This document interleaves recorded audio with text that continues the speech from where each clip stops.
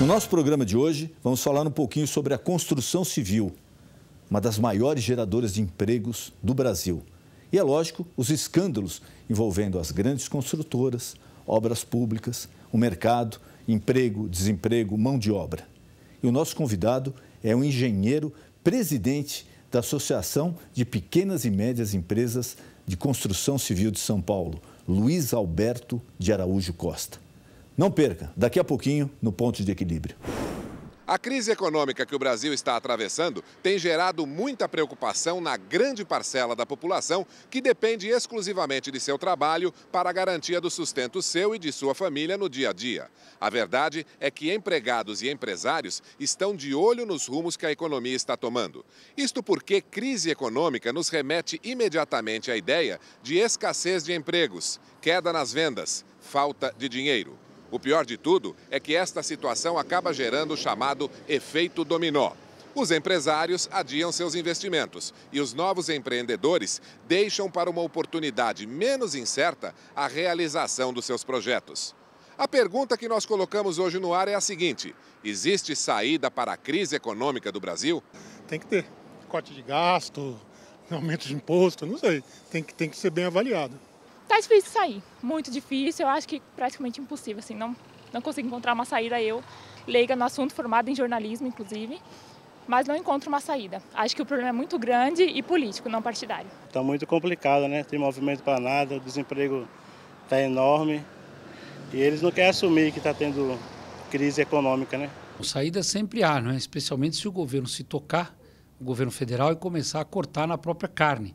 Enquanto o governo continuar gastando como se fosse um país rico e a miséria aumentando, a crise econômica no Brasil hoje ela se transformou numa brutal crise social. Aumento da inflação, desemprego e juro alto. O juro alto para pagar o desequilíbrio econômico do governo. Tira o dinheiro da sociedade, o dinheiro do consumo, o dinheiro da produção para financiar contas do governo. O governo que gasta e gasta mal o dinheiro público.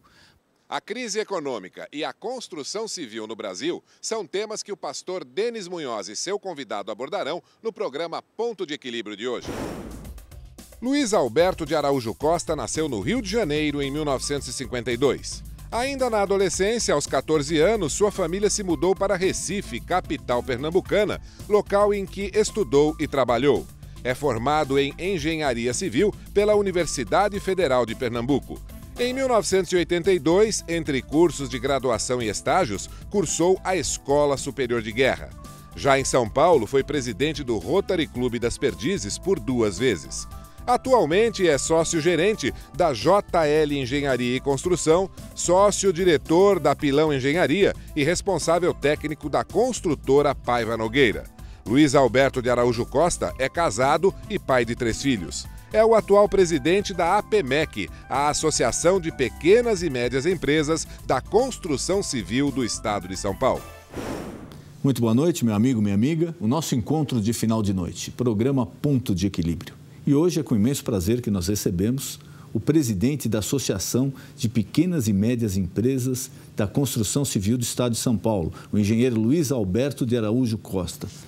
Luiz, muito obrigado por ter aceito o nosso convite, é um prazer recebê-lo aqui e colocar aí um pouquinho da situação que o Brasil vem passando com a construção civil, com empregos, com preço, empregos diretos, indiretos, a gente estava batendo um papo aqui. Sem dúvida. Queria que mais ou menos você passasse para a gente, o Brasil, infelizmente, vem passando por uma situação muito difícil, por percalços econômicos, por escândalos, a economia se retraiu, o dólar subiu, uma série de fatores aí que inibiram o crescimento da atividade econômica. Como a construção civil está se comportando nesse cenário? Bom, boa noite também. Agradeço a oportunidade. A construção civil ela é um fator preponderante neste momento, por conta do desemprego. O desemprego é a única coisa que leva o país a uma instabilidade total. A instabilidade hoje política e que se diz instabilidade por conta de corrupção, etc., ela não se compara àquela que pode se dar com o que vem por aí, que é o monstro do desemprego. E a única solução que o país tem, que o governo tem que tomar é ativando o emprego na construção civil. Tanto ativando o programa da Minha Casa Minha Vida, quanto subsidiando a compra do imóvel pela pessoa direto, o imobiliário, Enfim, eu acho que o país está numa situação que tem que tomar uma atitude já, que essa atitude chama-se emprego, e emprego passa pela construção civil. Você falava um pouquinho dos números aí do emprego no setor da construção civil, o que era há 6 meses atrás, um ano atrás, e que nós temos agora. Nós temos agora, para o nosso telespectador, qual foi a variação que ocorreu? Em números redondos, nós tivemos hoje, Brasil, uma retração no emprego na construção civil de 500 mil empregos. 500 mil de empregos foram perdidos. Isso baixa o quê? 1.600.000 para 1.100.000. Então, em números quadrados, a coisa funciona dessa forma. Estou falando do emprego direto. 25% disso é emprego indireto. Na construção civil é muito grande a quantidade de emprego indireto. A indústria da construção civil ela é quase uma prestadora de serviço e uma performance daquela matéria já manufaturada, industrializada. Então, você não tem um tijolo, já passou por uma indústria. Uma areia já passou por uma mineradora. Um cimento já passou por uma indústria, inclusive, pesada. O ferro, a mesma coisa e assim por diante. Então, a construção civil precisa muito de ter o emprego direto e o emprego indireto tem que ser considerado. Mas o fechamento de 500 mil de postos de trabalho é altamente preocupante. Séria. E, por incrível que lhe pareça, não é, como nós estávamos falando, na redução que houve drástica na parte de construção civil, tanto comercial de alto padrão como de residencial de alto padrão. Essa redução drástica foi exatamente no investimento de governo. No caso de habitação popular, no Minha Casa Minha Vida, houve uma redução tanto dos contratos quanto, pior, tétrico e muito ruim de se falar, até em pagamentos. Quer dizer, então isso quebra a empresa que está trabalhando com esses contratos. Quer dizer, compromissos já assumidos pelo governo e que não estão sendo honrados. Exatamente. Então isso tem que ser feito, urgente uma reparação disso. Está sendo feito os pagamentos, mas ainda numa velocidade muito lenta. Os atrasos não podem cair sobre os ombros das empresas. Essas despesas têm que ser ressarcidas, esses prejuízos. E o que se tem que fazer é novos contratos, o mais rápido possível. O PAC é importante, mas quando ele fala em Minha Casa Minha Vida e o PAC dirigido à construção civil, ele é muito mais importante nesse momento. Ele tem que ser olhado como sendo uma atitude emergencial. Então, essa atitude emergencial tem que ser já. Foi o maior programa de habitação da história da construção civil, o Minha Casa Minha Vida? O Minha Casa Minha Vida foi o maior programa de habitação. A habitação ela passou pelo BNH, que não era um programa. Era um sistema de financiamento. Era um sistema de financiamento globalizado. Ele passou para a Caixa Econômica Federal e, recentemente, há 4 ou 5 anos atrás, o Banco do Brasil também entrou nas classes de renda mais baixa.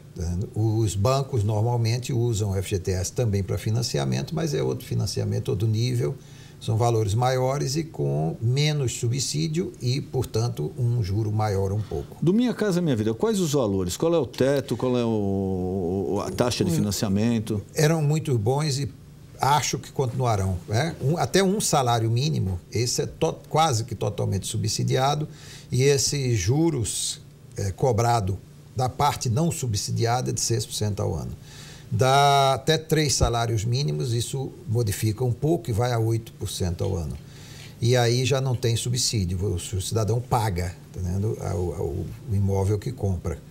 Ele tem um teto, aqui em São Paulo esse teto é um pouco elevado, está hoje na T3 em R$170 mil, aquele de 1 também é bastante elevado, está em R$70 mil a unidade, que normalmente gira em torno de 42 metros quadrados. Então, uma das Óbvio críticas... que verticalizada não pode ser horizontal.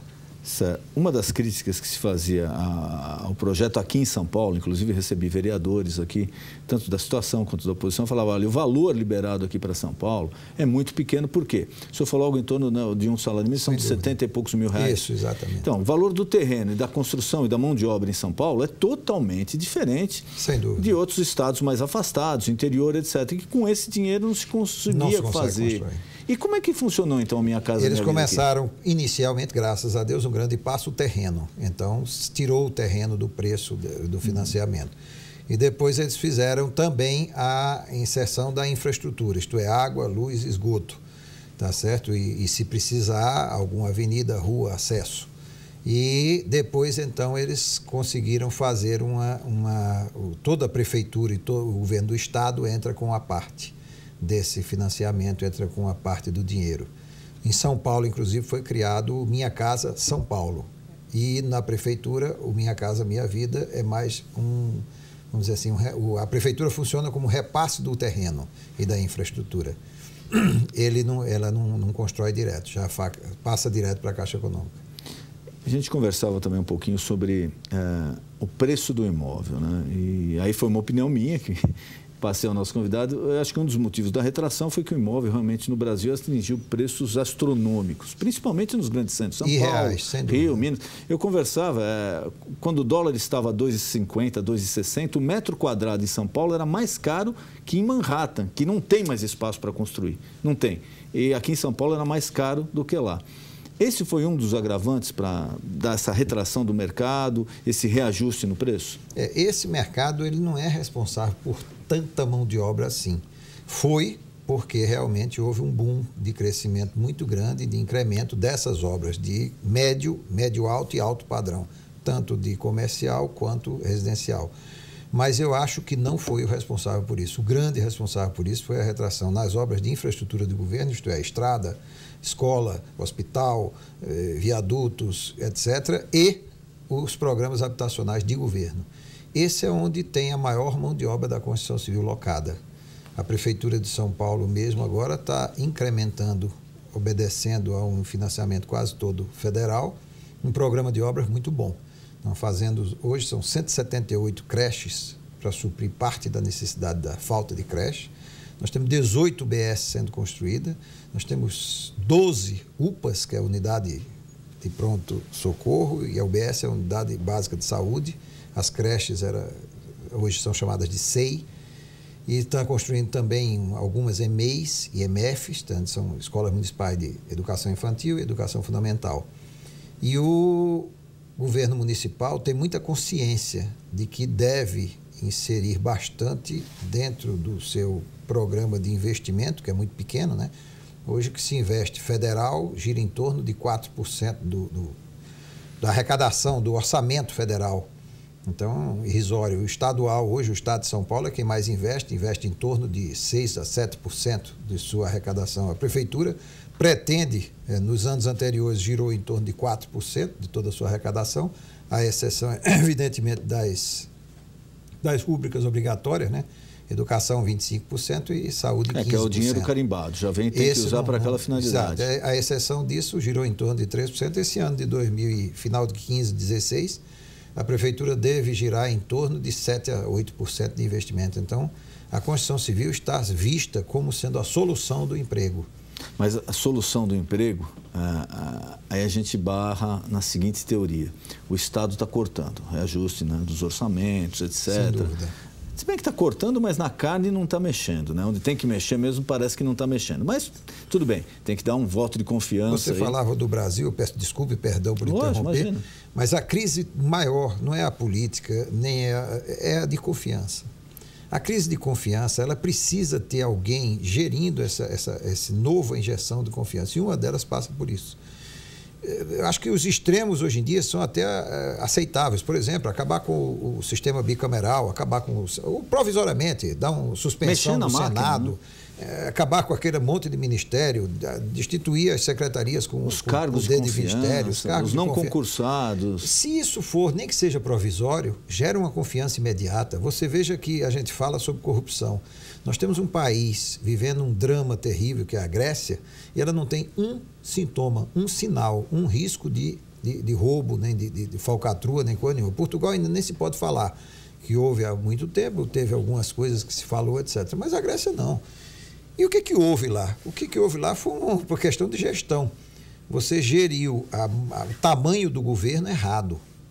Como aconteceu em muitos países da Europa. O tamanho do da nosso zona governo, do euro, né? Exatamente. Muitos países. O tamanho do nosso governo, a produção nossa, o nosso PIB, o nosso empresário que gera o imposto e a produção não suporta esse tamanho de governo. Ele cria burocracia, fatalmente desemboca também na roubalheira, de tal maneira que não tem jeito. E hoje se vê que pelo voto, se nota isso, que o tamanho de governo não precisa mais ser esse para que se tenha a condição de uma mão forte da divisão, de aumentar diminuir essa base da pirâmide tão enorme, de que é o miserável, o analfabeto, o homem de rua, o sem casa, o sem educação, o sem nada na vida. A gente pode diminuir tudo isso sem precisar de um governo desse tamanho.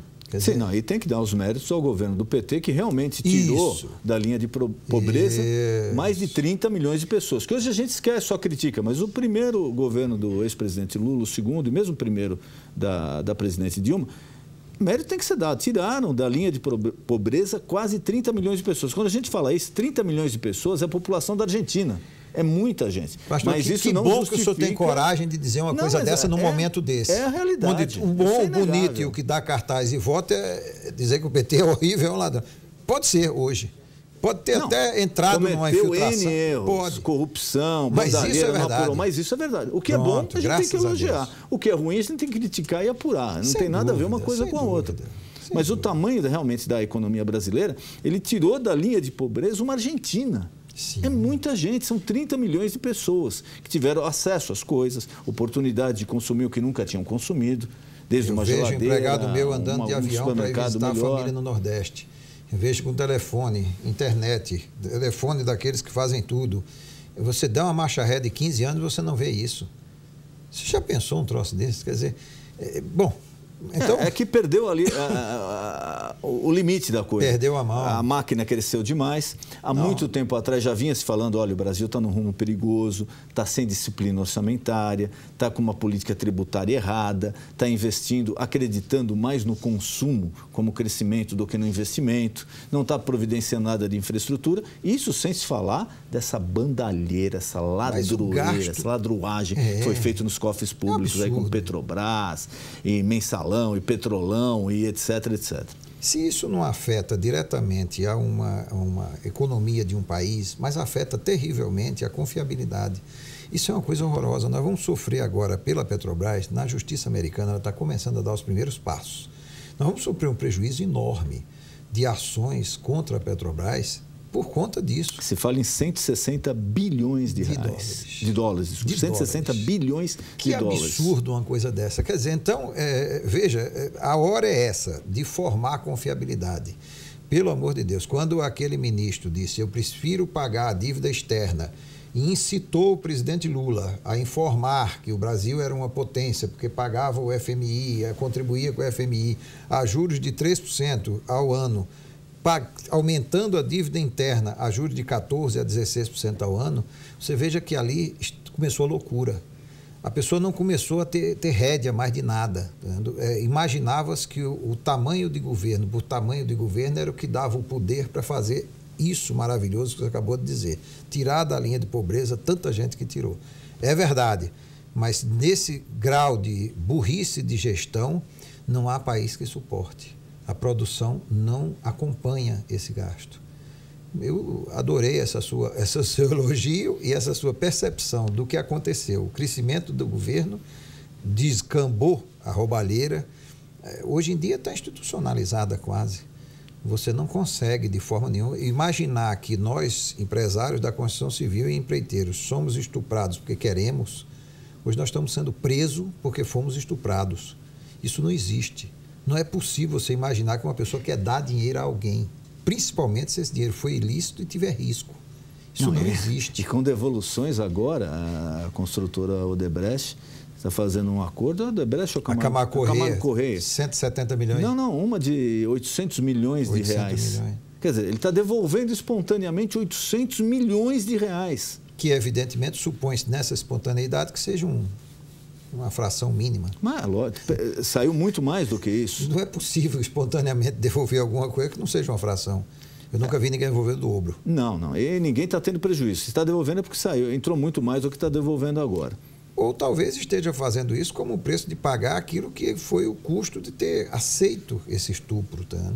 Porque chegar a um ponto disso, fazer convites dentro da Petrobras, convites são um tipo de concorrência pública, onde são chamadas algumas pessoas só a participar. Chamadas, evidentemente, dentro de um acordão. Convites no valores de astronômicos, 100 milhões, 50 milhões. Um convite na Prefeitura de São Paulo só pode chegar até 150 mil reais. É o máximo, é o teto de um convite. E ele é publicado e aberto. na Prefeitura de São Paulo. Lá é feito numa proporção... É um absurdo, quer dizer, veja bem, quer dizer, graças a Deus eu acho que ainda tem condição de governo de retomar tudo isso, de criar o emprego. Eu tenho muito medo do desemprego, aí sim causa uma instabilidade. Eu acho que a percepção hoje do Congresso ainda está bastante atrasada, mas eu acho que isso vai mudar. E uma falta de sintonia política, de coordenação também. Infelizmente, a gente vê aí que o governo está dando cabeçada e tenta uma coisa, sai outra. E também muitas pessoas no Congresso estão esperando, porque é aquela turma do quanto pior, melhor, né? Então é agora, já que está ruim, vamos acabar de afundar o negócio. Só que a gente está no mesmo barco. Pelo amor de Deus. Nosso barco é chamado Brasil. Nós temos que procurar uma alternativa deles aí para Miami, crescer. Né? A minha não, porque eu não posso. Como falaram... A sua também não, quer dizer... alguns falaram aí, né? Qual a saída para o Brasil? É o aeroporto. Não, nós amamos o Brasil, a gente quer ver o Brasil crescer, mas dentro da ordem, da justiça, com a transparência, não se esfolar o empresário também, porque a carga tributária é enorme. Infelizmente, quando a gente vê do corte, agora do ministro Levi, tentou se implantar. Não vai ter corte. Já chegou na conclusão que não vai ter corte. Então já está se migrando para o quê? Aumento da carga tributária. Sem dúvida é a única saída. E mais uma vez mas nós o Congresso vamos pagar não pode. conta. Agora, peço desculpa e perdão, e vou até sair bastante da nossa pauta. Sabe qual é um mal do país, por exemplo? Eu não estou lhe agredindo, mas são pessoas como você, vou chamar de você, porque você é bem mais novo que eu, que não encaram essa política. Hoje em dia nós não temos, eu não teria nunca, mas eu pelo menos sou presidente de uma associação, tenho 250 empresas pequenas e médias no estado de São Paulo que estão associadas ali. Nenhuma obra pequena e média no estado de São Paulo é feita sem ser um associado meu, que eu tenho responsabilidade em cima dele. Então, por que isso é que eu também não sei explicar. Por que essas pessoas... A tendência é se afastar da política. Existem bons políticos? Lógico. Agora eu vou falar a minha opinião. Na minha opinião, sério, é uma minoria. Uma minoria. Tem político honesto? Tem, é minoria. Tem político competente? Tem, é minoria. Eu não sei se talvez a vergonha, ou talvez não queira se expor, porque um homem com a sua inteligência, com a sua visão, com a sua inteligência, eu acho que é o ideal. E hoje a gente não consegue. A gente consegue um senador que aquele monte de carro que sai da casa, vamos supor que você tenha dinheiro para isso por A, B ou C ação que tomou durante sua vida. Mas aquilo é agressivo. Num país desse, onde existe ainda uma massa de miserável desse, de pobre, no estado dele, no estado que nem Maranhão, meu Deus do céu, você vê aquele povo todo, Alagoas, que é o do Collor, e você, até pela confiabilidade que poderia passar, ou por isso ou por aquilo, deveria se ter umas atitudes diferentes. Ou, ao mínimo, ter uma explicação para passar para a sociedade. Porque não é crime nenhum a pessoa ser rica, ter dinheiro, ganhar dinheiro. Muito pelo contrário, ele paga imposto e é bom. Exatamente, ele tem que ter tudo explicado. Olha, eu ganhei dinheiro dessa forma, contribuí, a minha carga tributária está aqui, se eu tenho empresas que geram lucro, geram emprego. Porque, às vezes, a gente pega alguns setores radicais do governo, principalmente do pessoal de esquerda, às vezes eles acham que o lucro é crime. Pelo amor de Deus. Mas não é. Muito pelo contrário. O lucro tem que ser o quê? Tributado e pago a partir daquele momento. O lucro é muito bom porque ele gerou imposto, gerou emprego, ele gera uma qualidade de vida melhor para os funcionários. Não é crime nenhum a empresa dar lucro. Ou, o banco deu tantos bilhões, ok, de lucro. Mas ele não está dentro da regra do jogo? Não está pagando o imposto dele? Não está aplicando a legislação que ele faz? Qual é o problema dele dar lucro? Devia dar menos. Então você abre um banco e vai disputar esse lucro com ele. Na minha associação, nós temos ali em torno de 120 mil empregos diretos e alguns 40, 50 mil empregos indiretos.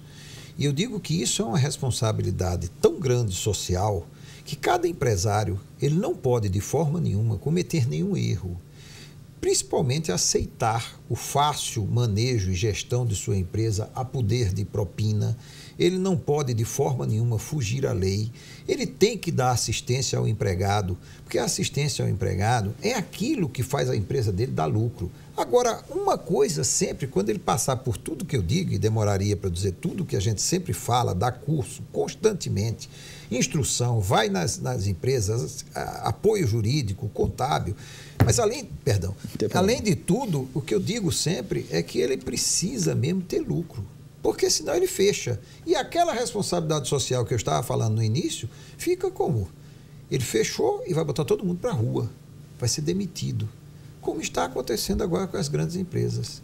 Elas foram se submetendo através de um lucro maior ou da condição que jogaram para elas, e elas chegou a um certo ponto que elas só funcionavam daquele jeito. Em só funcionando daquele jeito... Se adequaram a um esquema que exato, não tinha nada a ver com a foi deixando, se adequou a esse esquema. Hoje em dia, qual é o problema? É o problema do empregado que ele está desempregando. Exatamente. Ele está pondo para a rua porque o presidente, que é um cabeça, é um gênio, é um espetáculo, é o que gerava tudo aquilo ali, a inteligência de funcionamento, está preso. Quer dizer... E o trabalhador... É isso que eu mostro. Desempregado, todas as passando empresas. Olha, necessidade. sabe, no fim, a ponta que sofre. Porque isso vai dar um jeito. Um dia vai se dizer que, na verdade, essa pessoa nunca quis participar disso. Foi entrando e participando disso à proporção que as facilidades lhe seguiam. É feito o Rio. Quando ele vai, se ele for sendo criado uma porra, ele vai seguindo. Aí tem a culpa do melhor político curso. Que topou a corrupção, do presidente da grande empresa que também não se incomodava desde que estivesse ganhando em dar esse repasse para ele. Só que agora, infelizmente, a corda estourou sempre do lado mais fraco. É o empregado que está na rua, é a economia que está travando. E essas pessoas que às vezes ganharam prêmios, homenagens, né, de grandes administradores, grandes presidentes, tem uns que estão presos. E tem outros que causaram essa sequela, essa desgraça do desemprego na vida do funcionário. Sem dúvida nenhuma. Eu acredito que tudo isso foi causado exatamente pelo tamanho de governo. O tamanho está excessivo. Quando o tamanho está excessivo, se descontrola. Como é que você vai dominar e controlar todas aquelas pessoas que são seus funcionários? É uma empresa chamada governo, imensa. Ela passa a ser uma burocracia enorme que trava tudo.